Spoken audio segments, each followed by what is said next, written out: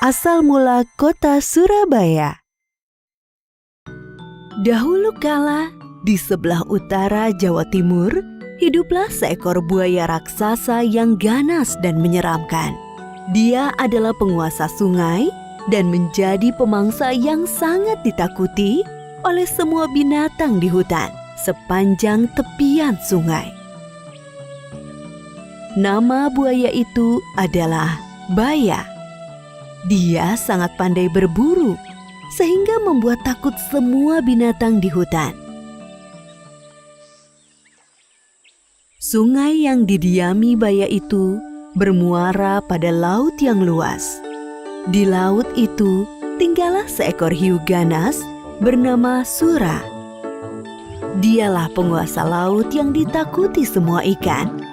Akan tetapi, Sura merasa bosan hanya makan ikan setiap hari. Dia penasaran dengan sungai yang bermuara di lautnya.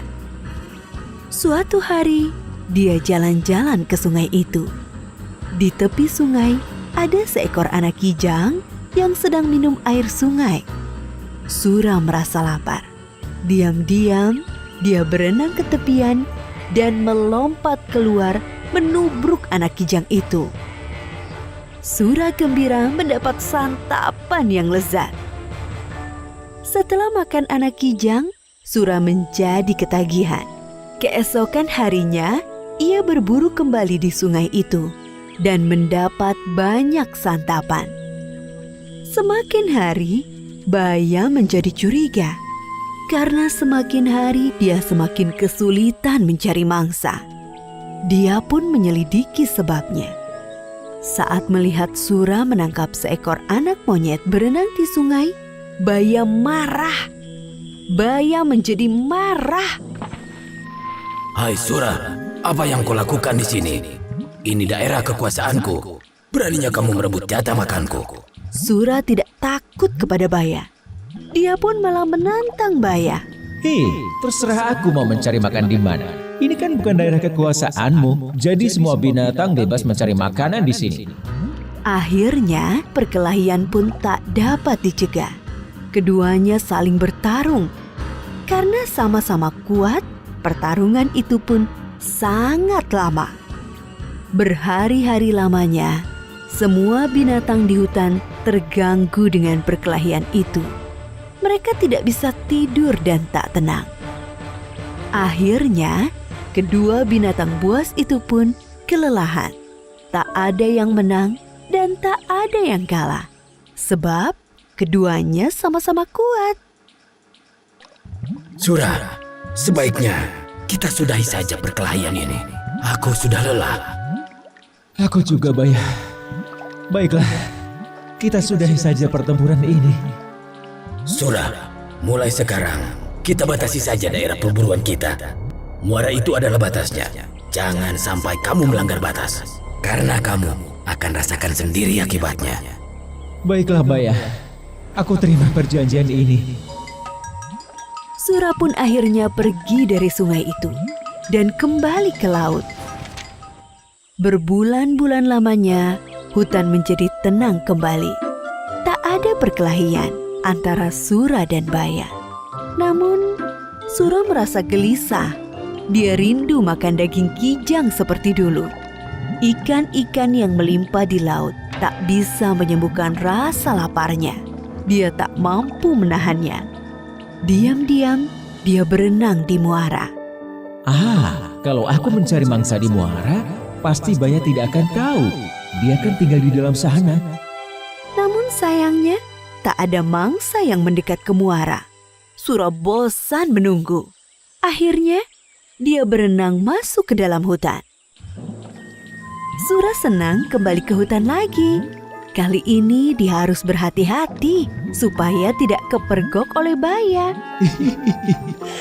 Aku akan menangkap mangsa dan segera kubawa ke laut agar Baya tidak sempat melihatku. Rencana itu berhasil. Berbulan-bulan lamanya, Sura berburu di sungai tanpa ketahuan.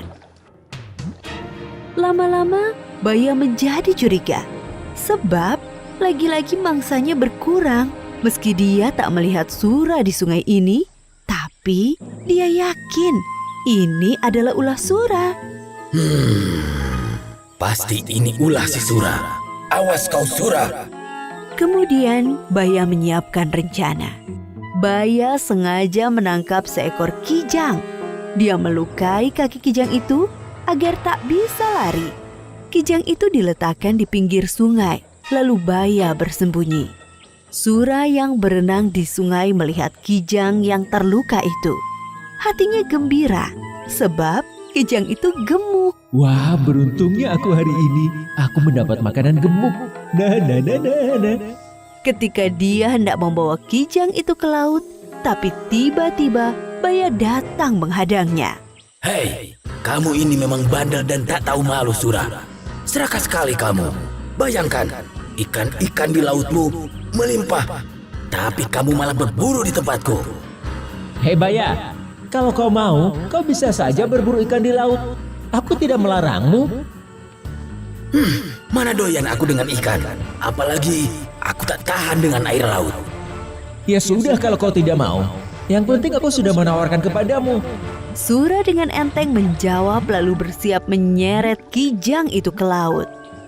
Baya semakin marah lalu menyerang Sura. Hei, mau kamu bawa kemana kijang itu? Ya ke laut lah, akan aku makan di sana. Bawa ke sini kijangnya. Tadi aku yang menangkapnya untuk menjebakmu. Enak saja. Salah sendiri kau tidak makan kijangnya. Kamu lupa dengan perjanjian kita? Sungai ini adalah daerah kekuasaanku. Di mana ada air, di situ ada aku. Perjanjian kita itu konyol sekali. Ya sudah, kalau begitu perjanjian kita batal. Sekarang, siapa yang kuat berhak atas daerah ini. Akhirnya Baya menyerang Sura. Perkelahian tak bisa dicegah. Kali ini lebih seru. Tak ada yang berani mendekat daerah perkelahian itu.